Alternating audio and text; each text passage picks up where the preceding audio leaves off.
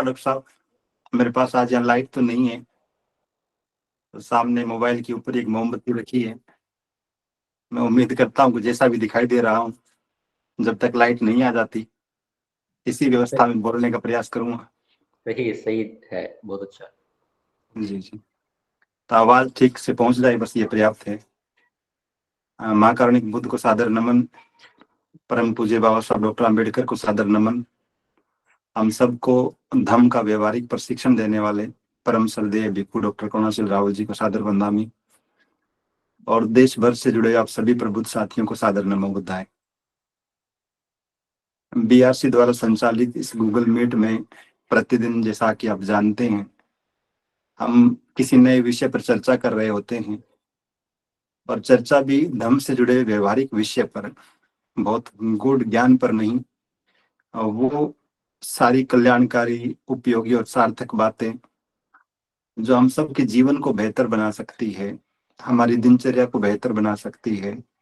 आपसी संबंधों को बेहतर बना सकती है, और अंततः समाज और देश को बेहतर बना सकती है। तो ऐसे बहुत ही व्यवहारिक विषयों पर हम बातचीत करते हैं। और उसी श्रृंखला में आज जो विषय हमारे पास है, चूंकि सब साथी धर्म से जुड़े हुए हैं और बाबा साहब डॉक्टर आम्बेडकर के विचारों का अनुसरण करते हुए जब हम सब लोग बौद्ध बन चुके हैं या फिर बौद्ध बनने की प्रक्रिया में हैं, तो ऐसे में किसी अच्छे और सच्चे बौद्ध की दिनचर्या कैसी हो, ये भी बड़ा महत्वपूर्ण काम हो जाता है। हजारों साल पहले अतीत में महाकारुणिक बुद्ध ने अपने भिक्षुओं को जब चरत भिक्षुवे चारिकम की देशना दी, तो हम पढ़ते हैं कि हजारों की संख्या में भिक्षु भिक्षुणियां तैयार हुए और महाकारुणिक बुद्ध की कल्याणकारी देशनाओं के प्रचार प्रसार के लिए, मानव कल्याण की उनकी जो देशनाएं थी, उनकी जो शिक्षाएं थी, उनके प्रचार प्रसार के लिए देश विदेश में उन्होंने भ्रमण शुरू किए, अपनी देशनाएं शुरू की। और पूरा का पूरा भारत एक तरह से बौद्ध में नजर आता है। आधुनिक काल में यही बात बाबा साहब डॉक्टर आम्बेडकर भी हमसे कहते हैं। बुद्ध और उनके धम्म का भविष्य भाषण में बाबा साहब कहते हैं कि सिर्फ बौद्ध बनना ही पर्याप्त नहीं है,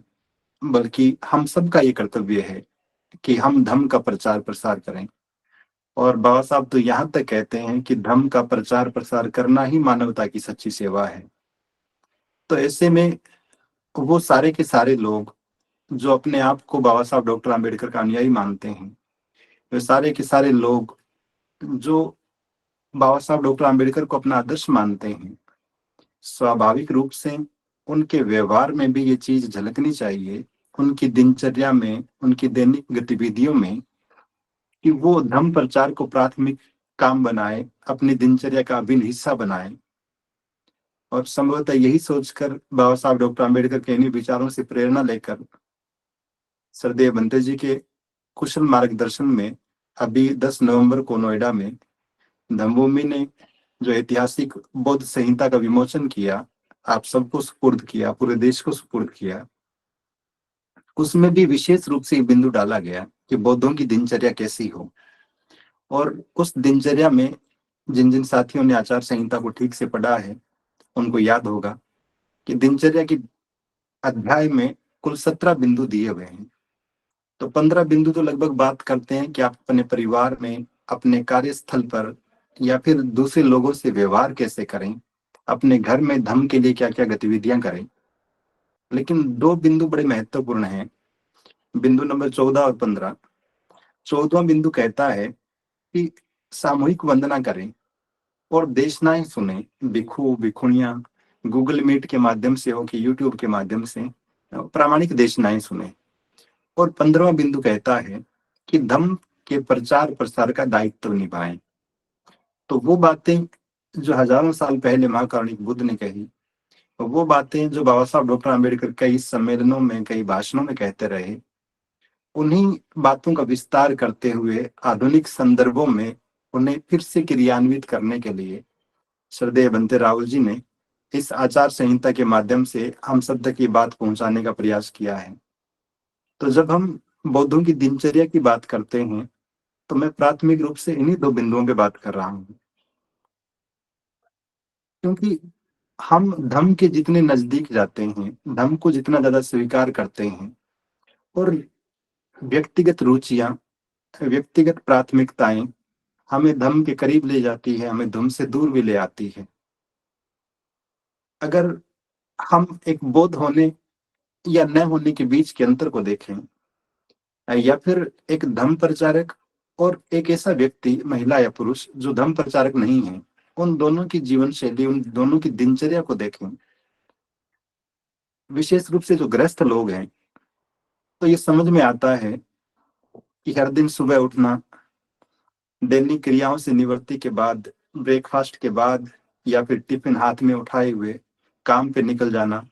काम भले ऑफिस में हो, स्कूल का हो, मजदूरी का हो, हित का हो, किसी कंपनी का हो, और फिर दिन भर वहां काम करने के बाद शाम को थके हारे वापिस लौट आना अपने घर में, और फिर शाम को भोजन करने के बाद कुछ देर मोबाइल चलाया कि टीवी देखा, कुछ देर दोस्तों से बात की कि रिश्तेदारों से बात की, और अंततः हम सब लोग सोने के लिए चले जाते हैं। अगली सुबह फिर उठते हैं, यही दिनचर्या रहती है। हो सकता है कि कोई थोड़ा दूसरी व्यवस्था का धार्मिक व्यक्ति सुबह शाम पूजा पाठ कर लेता हो, कोई सुबह शाम अपने किसी धार्मिक स्थल पर जा आता हो, लेकिन इसके अतिरिक्त कोई बहुत बड़ा उद्देश्य अधिकांश लोगों के जीवन का नजर नहीं आता है। और इस दिनचर्या को, इस जीवन शैली को जब हम देखते हैं, तो शरीफ मुनव्वर का मुझे एक शेर याद आता है कि अपने दफ्तर से निकलते हैं तो घर जाते हैं, लोग जीने की कश्मकश में मर जाते हैं। तो उम्र भर यही दिनचर्या चलती रहती है, यही भागदौड़ चलती रहती है, और इस भागदौड़ में हम ये भूल जाते हैं कि बाबा साहब डॉक्टर आम्बेडकर हमसे जो अपेक्षाएं रख रहे थे, एक बौद्ध होने के नाते हमारे जो दायित्व थे, एक सच्चा अम्बेडकराइट होने के नाते हमें जो जो काम करने चाहिए थे, वो कहाँ है। एक बहुत ही सुंदर सी गाथा धम्मपद में आती है। एक बार दो युवा भिक्षु प्रवज्जित हुए महाकारुणिक बुद्ध से, और कुछ समय बाद वर्षावास आरंभ होने वाला था। तो वर्षावास के समय ये दोनों के दोनों युवा भिक्षु कहीं दूर किसी दूसरे विहार में चले गए वर्षावास बिताने के लिए। कुछ दिन तथागत की संगति में रहकर दोनों ने सीखा था ध्यान साधना के बारे में, धम्म के बारे में। तो जब ये दोनों किसी नए विहार में चले गए, तो एक भिक्षु बड़ा कुशाग्र बुद्धि का था, बहुत सदाचारी था और बहुत उत्साही भी था। वो नियमित रूप से ध्यान साधना का अभ्यास करता था, धम्म की चीजों को याद करता था, उनके अनुसार आचरण करता था। खाने पीने की बात हो कि सोने की, उठने की, उसका सब कुछ निर्धारित था, नियत था, जैसा भिक्षु संघ के प्रत्येक सदस्य करते थे। लेकिन जो दूसरा भिक्षु था, वो थोड़ा आलसी प्रवृत्ति का था। उसको लगता था कि जब ये ध्यान साधना कर रहा है तो बेकार ही समय नष्ट कर रहा है और इसे कुछ और करना चाहिए। जब वो दूसरा भिक्षु सुबह जल्दी उठता था, ये देर तक सोया रहता था। वो जब देर तक जागकर ध्यान साधना करता था, ये आग जलाकर अपने शरीर को गर्म करने का काम करता था। तो कई दिनों तक ये चलता रहा सिलसिला। जब वर्षावास खत्म हुआ तो दोनों के दोनों भिक्षु तथागत के पास आए। आने के बाद तथागत उनसे पूछते हैं कि आप लोगों का वर्षावास कैसा रहा। तो जो भिक्षु आलसी था, जो बहुत संयमित जीवन व्यतीत करने वाला नहीं था, वो तत्परता से कहता है कि तथागत, इस युवा भिक्षु ने तो अपना पूरा समय बर्बाद किया है, दिन भर आंखें बंद करके बैठा रहता था और सुबह जल्दी उठ जाया करता था। ये अपने जीवन का ठीक से आनंद भी नहीं ले पाया। इसके विपरीत जब गर्मी लगती थी या सर्दी लगती थी, मैं अपने शरीर को उसी अनुसार से ढालने का प्रयास करता था। खाने के वक्त मेरा पूरा ध्यान खाने पर रहता था। तो तथागत समझ गए, दोनों की बातें सुनकर, दोनों का व्यवहार देखकर, कि एक भिक्षु जो है वो बड़ा सदाचारी रहा है, धम्म के अनुसार जीवन व्यतीत करता रहा है, और दूसरा बड़ा प्रमादी बनकर, आलसी बनकर बेकार में ही समय व्यर्थ करता रहा है, लेकिन बता कुछ और रहा है, दूसरे को बदनाम करने का प्रयास कर रहा है। जो भिक्षु ध्यान साधना करता था, उसके बारे में कह रहा है कि ये समय व्यर्थ करता रहा और मैंने समय का सदुपयोग किया है। तब तथागत सारे के सारे भिक्षुओं को एक बहुत ही सुंदर सी देशना देते हुए कहते हैं कि भिक्षुओं, आलसी व्यक्तियों में उत्साही व्यक्ति और जो सोए हुए रहते हैं देर तक, उनमें जल्दी उठने वाला प्रबुद्ध व्यक्ति उसी प्रकार आगे निकल जाता है जैसे कमजोर घोड़े को पीछे छोड़कर तेज गति से दौड़ने वाला घोड़ा आगे निकल जाता है। और प्रमादी लोगों में अप्रमादी, अज्ञानी लोगों में प्रज्ञावान ठीक उसी तरह आगे निकल जाते हैं जैसे किसी दुर्बल घोड़े को छोड़कर तेज दौड़ने वाला घोड़ा आगे निकल जाता है। तो हम सब लोग जो काम कर रहे हैं, मनोवैज्ञानिक कहते हैं कि आप जिस काम को बार बार करते हैं वो आपकी आदत बन जाती है,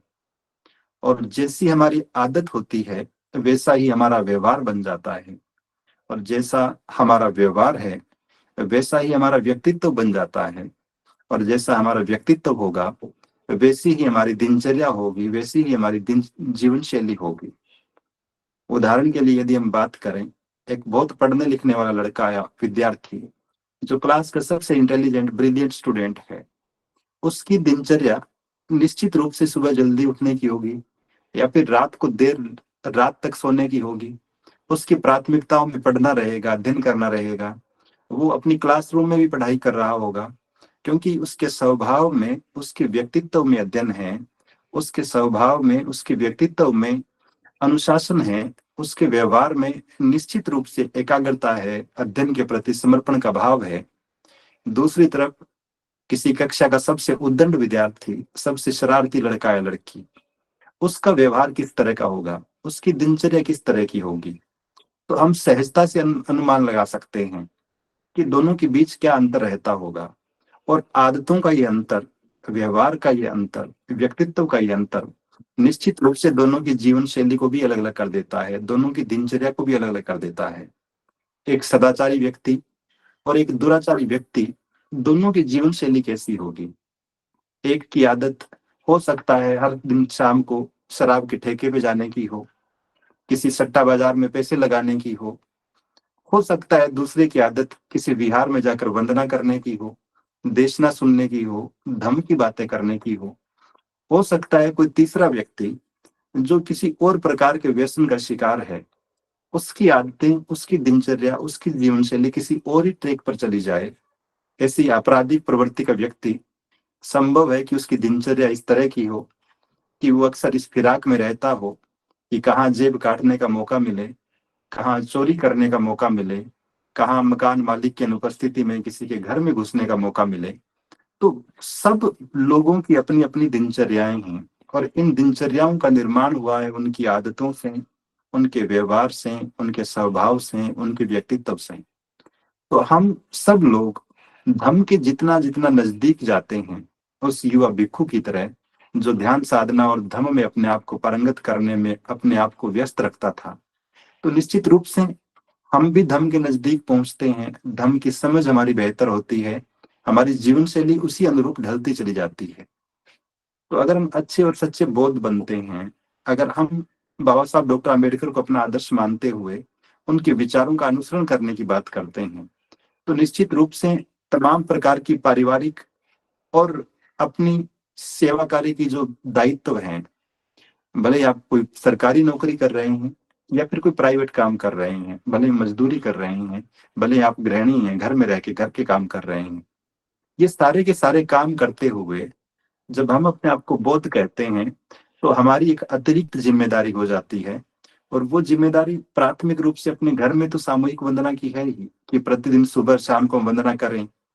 अगर संभव हो, जहां तक संभव हो, और करनी ही चाहिए। बुद्ध और उनका धम्म ग्रंथ का वाचन करें, नमो बुद्धाय से अभिवादन करें, हमारे घर में प्रतीक वैसे, वो सब चीजें व्यक्तिगत रूप से, पारिवारिक रूप से तो हैं ही।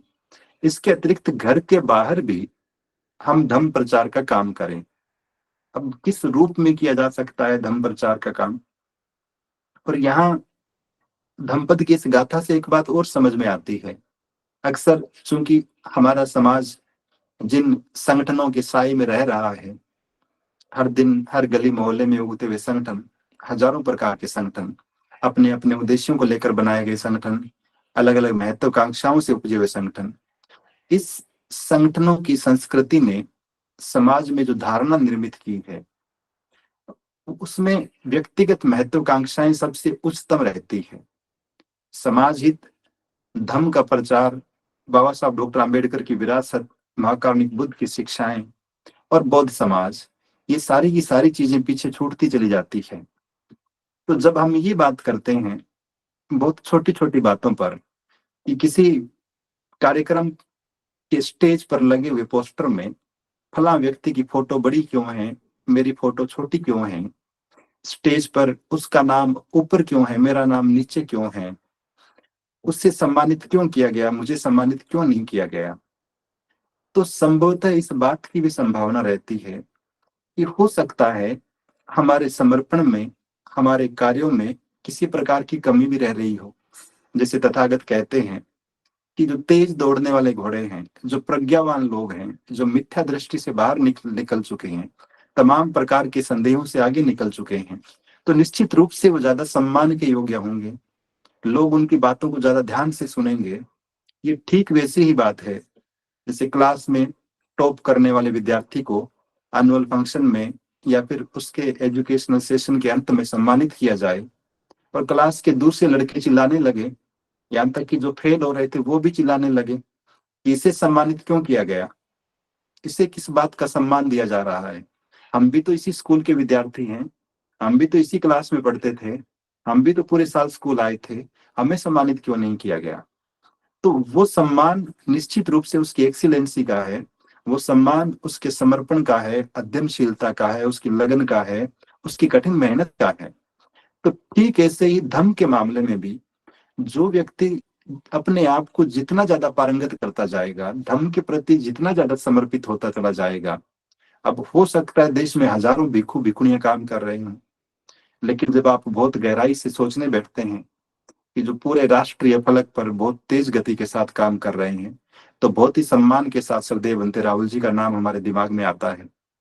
तो ये अनायास ही नहीं आ रहा है, इसके पीछे कई दशकों की कठिन मेहनत है, धर्म के प्रति समर्पण है, त्याग की भावना है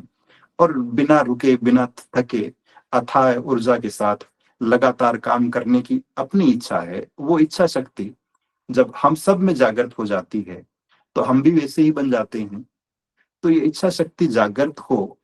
हम सब लोग धर्म के और करीब हो जाएं, हमारी आदतों में, हमारे व्यवहार में धर्म आए,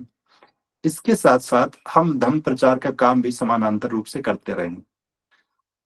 तो तीन चार छोटी छोटी चीजें हैं, हो सकता है ये बड़ा चिंतन का विषय हो, सबकी अपनी अपनी राय हो, सबके अपने अपने टूल हो धर्म प्रचार करने के, लेकिन चूंकि हम श्रद्धेय भंते जी के नेतृत्व में धम्म भूमि के साथ काम कर रहे हैं और अपनी इस व्यक्तिगत अटूट धारणा पर काम कर रहे हैं कि धम्म भूमि देश में श्रेष्ठतम ढंग से धम्म प्रचार का कार्य कर रही है, तो धम्म भूमि की जो गतिविधियां हैं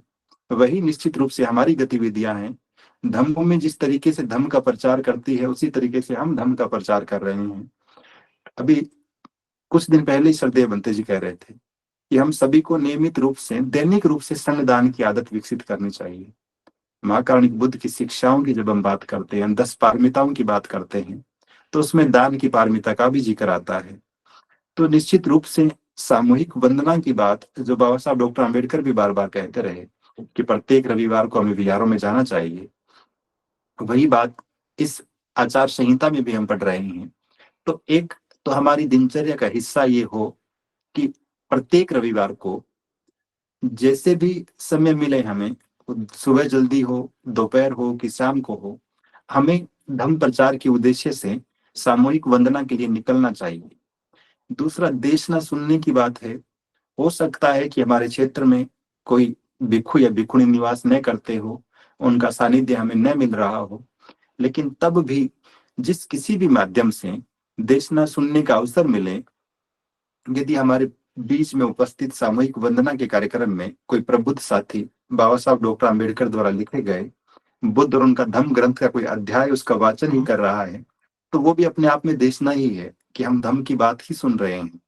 तो उसको सुनते हुए एकाग्रता के साथ अपने व्यवहार में उतारने का अभ्यास यदि हम कर रहे हैं, तब भी निश्चित रूप से हम धम्म की ही प्रचार की बात कर रहे हैं, धम्म को गति देने का ही काम कर रहे हैं। एक और महत्वपूर्ण बात गूगल मीट की अभी डॉक्टर योगेश जी कर रहे थे, और देखना सुनने के संदर्भ में ये भी जरूरी बात है, और मैं तो व्यक्तिगत रूप से बहुत गर्व के साथ कह सकता हूँ, ये धम्मभूमि का, ये बीआरसी का प्लेटफॉर्म निश्चित रूप से विशुद्ध रूप से ऐसा प्लेटफॉर्म है जहां घंटे भर प्रत्येक दिन, 1 घंटे नहीं तो 35 मिनट 40 मिनट तो निश्चित रूप से धम्म के बारे में चर्चा होती है, धम्म या फिर बाबा साहब डॉक्टर अम्बेडकर के विचारों के बारे में। तो निश्चित रूप से हम धम्म प्रचार का ही काम कर रहे हैं। हर वो व्यक्ति, हर वो महिला या पुरुष जो अपने घर में बैठा हुआ है लेकिन नियमित रूप से गूगल मीट को सुन रहा है, तो निश्चित रूप से उसकी समझ बेहतर होती है धम्म के बारे में, बहुत सी शंकाओं का निवारण होता है। और जब आप, अभी पिछले दिनों हम बात कर रहे थे, हमारे जयपुर से एक मित्र आदरणीय लक्ष्मी नारायण जी बौद्ध साहब, वो कह रहे थे कि मैंने किताबें कम पढ़ी है लेकिन विद्वान लोगों को, प्रबुद्ध लोगों की बातें बहुत सुनी हैं। तो सुनना अपने आप में आपको बहुत सारी जानकारियों से भर देता है और आपकी समझ को और बेहतर कर देता है। तो जितना हम सुनते हैं एकाग्रता के साथ धम्म के विषय पर जानकारियों को, बातों को, सूचनाओं को, देशनाओं को,